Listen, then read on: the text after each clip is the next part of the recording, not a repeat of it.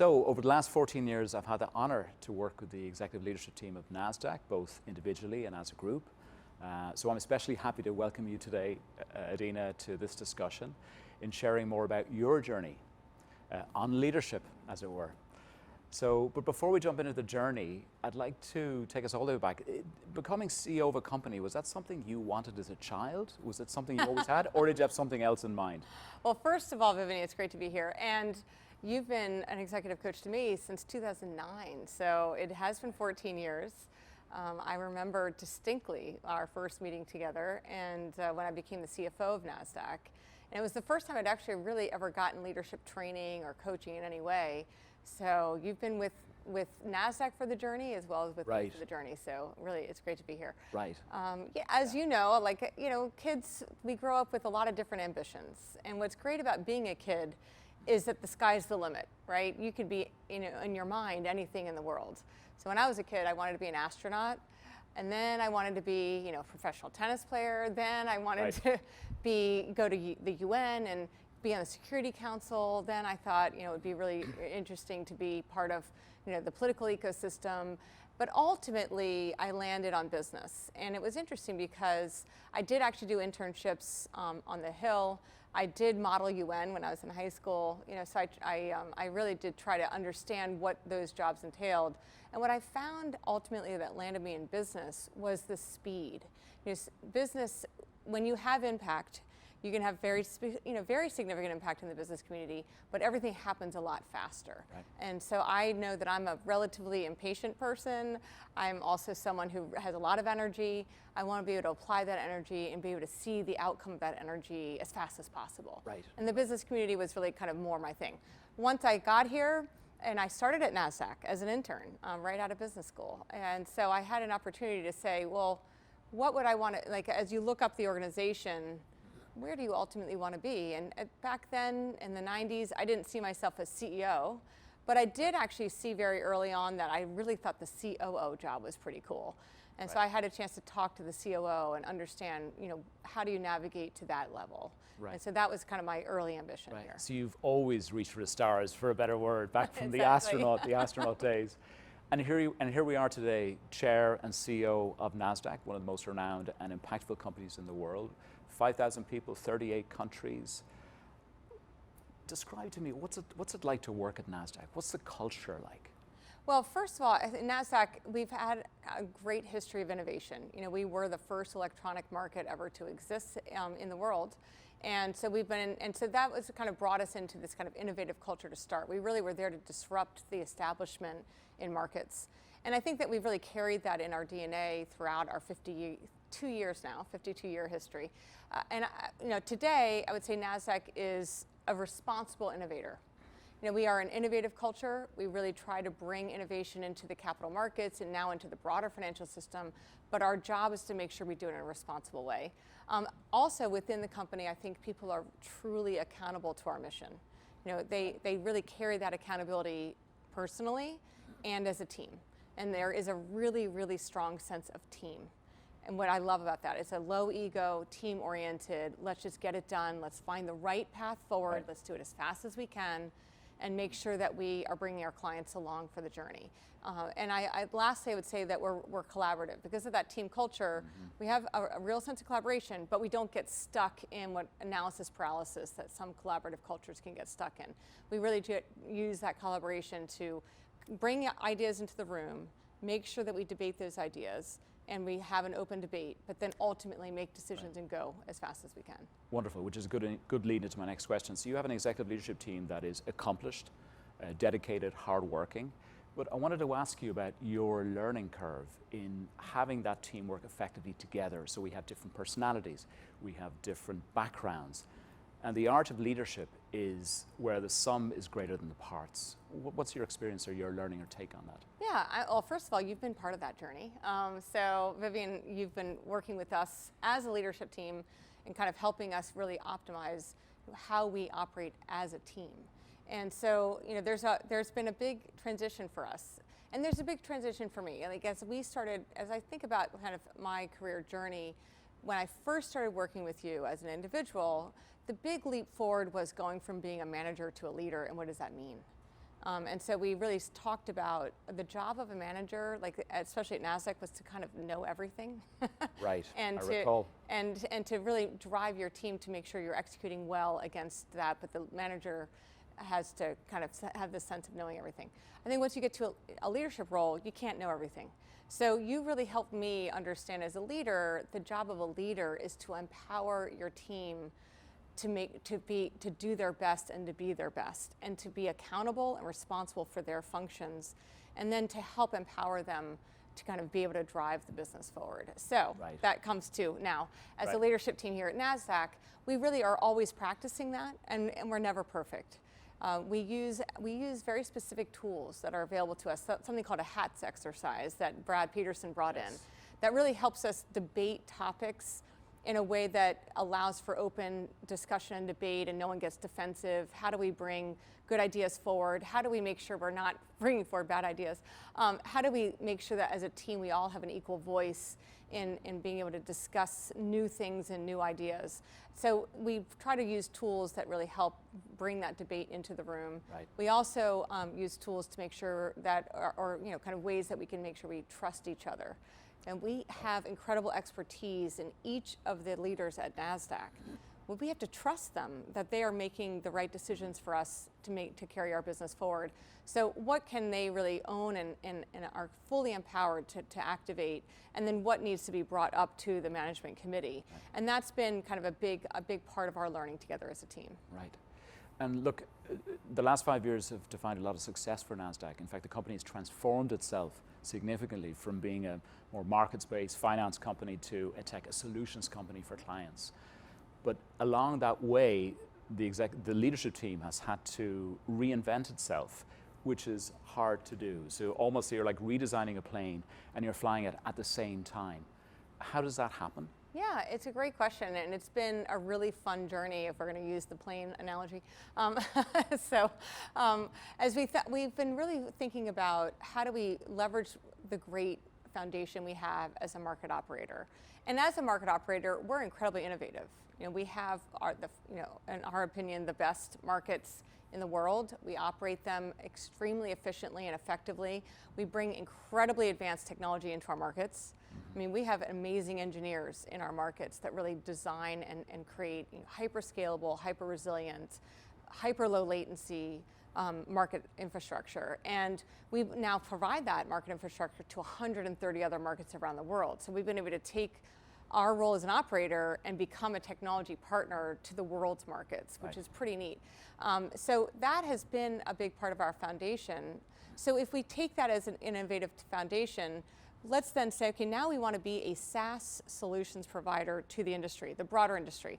So when corporates come public, how do we make sure that they can become great public companies in terms of their investor relations and governance solutions, their ESG capabilities to make sure they communicate well with investors? Well, that's not just expertise, and we have expertise that we've brought into the organization, but we also have to innovate and kind of bring innovative ways for corporates to do that at scale. And so that would be an example of us expanding our remit, but still along the lines of our foundation, and kind of expanding from the markets to do something more. Same with our market tech, providing that to brokers and banks. Our anti-financial crime capabilities, going from being a market surveillance provider to a trade surveillance provider, now to a broad anti-fin crime provider. So all of those things really, I think collectively, we start with our core, and we start with the responsibility we have to our clients, and we broaden it out. Now, in terms of leadership, that has meant that we need to make sure that we have leaders who understand the foundation, but are not afraid to carry it forward into new areas. And so there's been, we've had management changes, we've brought on some new leaders, but a lot of the leadership that we have here has been come up through the organization. We haven't had to go outside too much in order to be able to bring which is quite unique. It's not typical. Yeah, I think we really try hard to focus on succession. We really try hard to make sure we're building skills that allow the next generation of leader to be successful, but they also have to demonstrate their ability to be adaptable, to be curious, and to be client first. Yes, yes. And if we look at the last 3 years, they've been incredibly challenging for leaders for all the reasons we know. And human nature is such that we tend to want to turn the page. We want to move on. We would just want to look forward. But in the world of leadership, there are things that would have been learned through the difficulties, through the stress, over the last 3 years, that leaders want to keep. What do you want to keep and propagate that you will never forget, that is a permanent feature of leadership going forward? Well, I think the most important thing we've all learned is that every single one of our employees has a life beyond work, right? And so we can't just kind of know the person just for their work product. Knowing the full person actually means that in connecting with them and helping them navigate their lives as an employer means that we're going to get the best out of them, that we're going to be able to help them through their career, but also through their lives. Make sure we kind of create the right balance, but also without sacrificing the performance orientation to the company, right? And I think that COVID really opened our eyes. We were literally invited into people's living rooms and studies and kitchens, right, for a year of working remotely. And so therefore, as we bring people back in, how do we continue to allow them to have the complexity of their lives coexisting with the opportunity in their career, in their careers? So I think that that's actually the biggest learning out of the last 3 years that we have to make sure we don't lose. Right. And that means different ways of working, different ways of career development, really, and also different benefits you can offer employees to make sure that they can manage their lives and their careers together. Right. There's one thing I remember just hearing about. I think that the first few weeks of COVID, you were on a Zoom, obviously, with a company at large, and your dog came into the meeting, yes, and you stopped the meeting for a few moments and introduced your dog, and people had never seen that side of you as a leader before, right? Because COVID forced us to our homes, to real life, as it were, to things happening. Right. And that was a moment. I remember hearing that and having a good laugh at that. Just it was great. It's just on and she became my work companion every single day. Every morning she'd come up and lie down, and she'd be like, "Okay, we're going to start a work day." But that ability to show our humanity and to use that as a leadership strength. So I'd like to pivot more into leadership qualities, if I may. Tell me about the importance of the word curiosity, and how does that apply itself in modern leadership today? Oh, I think curiosity. I always say that people ask me what's the most important quality that you look for in an employee, and I think curiosity, low ego and curiosity are the two that I really focus in on. It's important that we recognize the world's changing very quickly. And if we think that we can operate in a static environment, then we will very quickly fail.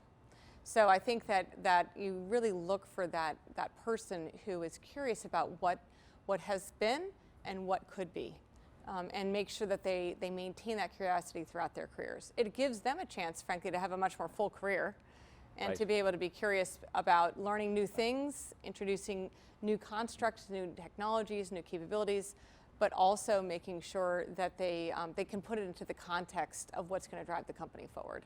And I think that curiosity is one of the most important characteristics we look at for both entry level, early career people, as well as for leaders. Yeah. When I talk to leaders, one of the things they always say to me is that time is the resource that they're always chasing. They're always trying to guard it. They're always trying to protect it. But as a coach, when I dig down on that, very often becomes energy is the finite resource. Yeah. So misplaced energy impacts time and not the other way around. What's your take on that? Yeah, I love the way you say that. I think that's exactly right. People that do ask me what's the hardest part of the job, I say time management. But what it really is optimizing your energy. You're absolutely right about that. So I have a lot of energy, but at the same time, I can use it for things that are complete distraction, that don't take the business forward. So every single day, and I wouldn't say every single day, but pretty much every day, I kind of go home and I say, did I contribute to the success of Nasdaq today? Did I actually further the business purpose? Did I improve a part of the business? Did I improve one of our employees' capabilities? Did I do something that actually contributed to the success of the company? And if you think that way about every hour that you spend, I think it'll help you really coalesce around how to manage time. Right, right. Just looking at in looking at the last 3 years that we've been going through, I mentioned earlier about the pandemic, but just the last 6 to 12 months, and you're a student of history, and you're a student of what's happening in the world, and that you enthuse you, and you described it earlier on. There's so much happening, and there's a lot of disruption, there's a lot of volatility.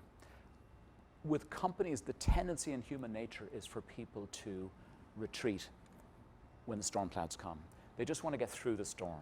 So they get back to what they know, they get back to the basics, and just try and get through it. Companies that excel, the ones that move the furthest, they know how to harness that energy. They find a way to harness those winds, to put the sail up, as it were, and to break through. How do you see, you and your team, and Nasdaq as a company and your culture, harnessing the volatility which is all around us today and which looks as though it's going to continue for a while? What's the way to fully utilize that, as it were? Well, I think that there are a couple different things to think about. First, if you're truly dealing with a crisis, you want to get through the moment of that crisis and then learn as much as you can from it, right? So you do have to first and foremost focus on getting through the crisis. But once you are through those crisis moments, the most important thing you can do is learn and improve. And I think that if you they always say never waste a great crisis, or whatever the saying is. Right. But it is so important that you are able to take the business and take it to a new level on the back of something like that. So that's one. But if you're just dealing with a lot of volatility in the world around us, we see that as actually a huge opportunity for us to engage with our clients. Our clients are dealing with all that volatility too, and they're trying to figure out how to navigate through it. Whether you're a public company and you're trying to figure out what does that mean in terms of changes in your investor base, if you are a bank and you're trying to figure out what that means in terms of how criminals might be coming in and trying to take advantage of, so you see their both systems. Sides by default. Right. You look at the markets and you say, well, how can we make sure that we are as resilient and scalable as possible? You use those as ways to engage with your clients, find new capabilities you can develop for them, and then carry that forward. And so if you are a company that's already well run, you're already making sure that you're kind of already on the front foot going into this volatile situation, it really gives you a much better ability to catalyze the business forward when that happens. Right. Who impresses you as a leader, as leaders? What do you find interesting about them? And what do you try and, or what do you aspire to in learning from others that went before you or others that are around you? Well, I do look at leaders who have been able to take a company and establish a company with a good track record that may have gotten a little stuck, and they've been able to successfully unstick them. Right. And they really kind of are able to pivot them towards a new direction. They're able to catalyze a large organization to kind of bring the company forward, build new energy, a new mission, and drive it forward. And I think Satya Nadella at Microsoft has done an excellent job of that. And at the same time, you look at Satya, he's a very humble person. He's humble and confident at the same time. And that humility kind of brings that authenticity to the team and allows them to feel excited and kind of with him as he's carrying the business in a new direction. So I do admire kind of what he's done with that company, and I would say I do try to emulate that within Nasdaq. Right. I'd like to pivot now towards your journey itself and your learnings along the way, if I may. When I met you initially, you were here working at Nasdaq, and then you made a big move. You moved to Carlyle, and you were CFO there for 4 years. You helped bring Carlyle public, and then you returned to Nasdaq. It's people's and leaders in their careers. It's always that question in their minds of what is the right time to make a move. When do you know that you have to learn something new in order to progress and making that call? What's your experience on that? It was a really hard decision. So I would say I'm probably not going to give the best advice to everyone, but in my particular situation, there were a couple of things that catalyzed my decision to go to Carlyle. One was the opportunity itself was very exciting. So I wasn't running away from something, I was running to something.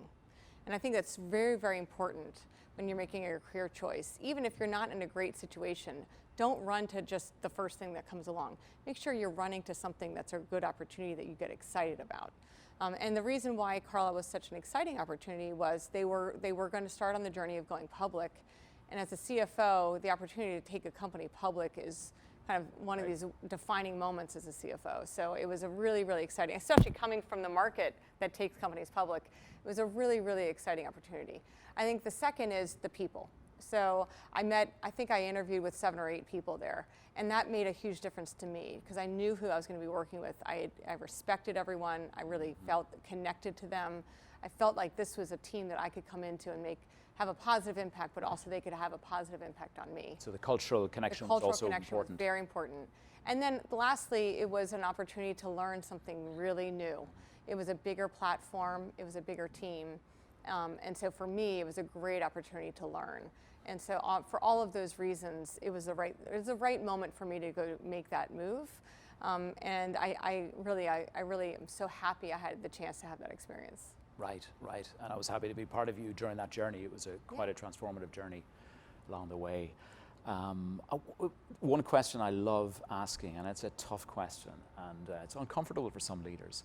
With great success and a great sense of achievement, there's an inherent risk that results in the rise of an ego, and you alluded to it a few moments ago. And that can cause chaos in companies. It can cause chaos in teams and impact culture to a huge extent. How do you center yourself, and how do you stay grounded, and how do you ensure that remains in the culture of the organization, so people are connected with reality, that people are grounded, and all those values become something that strengthens the company as opposed to taking away from it? Mm-hmm. Well, I think first of all, personally, my family helps me stay grounded. While I go off and do this job, it's like, oh yeah, you're going to do that, but I need you to help me with this, or they're very grounding, both my children and my husband. I think the second thing is you have to remember every single day, I'm here at the behest of our shareholders and at the behest of our board. I'm here to make sure that Nasdaq is as successful as possible. It's not about me, it's about the company. And if you always focus on why you're in the role and what gives you the right to be in the role, you're going to remember that it's not about you. It's about your ability to make a positive contribution to this amazing organization that's owned by someone else. Right. Now, obviously, I'm a partial owner as the CEO, but I'm one of several. You're a custodian in a way. I'm a custodian and a fiduciary to the owners. Mm-hmm. And so I think that's the second. And then the third thing is the team. I think the team helps you stay grounded. They remind you that you're not perfect. I do 360 reviews every year, and so Vivian, you get a chance to tell me why I'm not perfect every year. Right. And so taking that feedback in, learning from it, always recognizing you can improve is something that I think is actually a really, really important part of a leader. And then lastly, the higher up in the organization you go, the more you have to learn. The minute you think that you know everything you need to know, you should either leave the organization or you're wrong. Right. There's so much to learn as a leader. So making sure you stay open to learning, I think also keeps you humble. Yeah, learning is a true gift. In terms of leaders being successful in ascending through an organization, what got you here won't get you there is a phrase that just resonates every time I hear it. And with that, you're a mountaineer, I'm a mountaineer, which you're aware of, and you're a mountaineer in climbing the heights of corporate America. I'm a mountaineer, physical mountaineer, in terms of what I've achieved in the past. When I look at that, it's almost like when you're young in your career, you have all these things you want to do. You want to prove that you're good enough. You want to prove that you work hard enough. You want to learn as much as you can. You're gaining the experience. You're absorbing as much as you can to prove, and the ambition feeds that. And you keep doing and proving and doing and proving. Bit of perfectionism probably comes in there as well for the leaders who are most successful. And you come all the way up, all the way up, all the way up. And at some point, when you have to lean into being a leader who can lead at scale, all of that which was in the past almost like a backpack full of rocks that were ballast, it helped one become strong. It helped you to give you the things, the knowledge, the awareness. It becomes dead weight. And one has to release the dead weight in order to let go to lead at scale. And not just for the individual, for yourself, for example, but for all those around you, the team and the rest of the company. How did you go through that journey and letting go? And what did you have to be disciplined about in freeing yourself up to be able to lead at scale? Well, first of all, I did not climb Mount Everest like you did, but you are giving a good analogy. Smart person. No. But I do think that it is really hard to let go. What got you there is not going to get you to the next level. Is something that you and I talked about the very first time we talked. So this idea of going from being a manager to a leader. What got me to get to the point of being given the opportunity to be the CFO was the deep knowledge and expertise I had within the business, my business experience, the deals that I'd done, and all of the intricate details that I was involved in to drive those deals to success. But once you get to a leadership role where you have a much bigger mandate, if you get stuck in all the details, you're not going to see the big picture. You're not going to be able to carry the company forward, carry the strategy forward. It's a very different thing to empower others. So you have to find satisfaction in new things. So I always found satisfaction in diving into details and getting deals done. I mean, just be honest, it's hugely satisfying. I know this. Mm-hmm. But I learned to get a huge amount of satisfaction in the success of others, and to feel like I contributed to that success by mentoring them, by sponsoring them, by giving them the tools to be successful, by advising them. And to watch them then be hugely successful is incredibly gratifying. So you just need to find that satisfaction in the success you drive to new things, right? And let go of those things that really were fun and frankly, it's scary to do it, by the way, because then you feel like, gosh, I don't know everything anymore. Am I going to make a mistake? Am I going to learn? If I'm going to forget something? But that's what those people are there for. So you do have to make sure, the key to that is making sure you have the right people in the right seats. And one of the things I say to my team is, if you have to start doing someone else's job in order to feel like you are able to be successful in your job, that maybe you have to look at whether or not you have the right person in the right seat. Because at the end of the day, your job is to elevate the company and carry it long-term forward. And the people within the organization are there to make sure that we have all of the steps in between to make that a And success. transferring the accountability. And transferring accountability. Right, so it's shared accountability. Exactly. Yeah. So you operate at great pace. You're a fast thinker. As you described, how do you recharge? And how do you create that space to recharge? And how important is that in your eyes?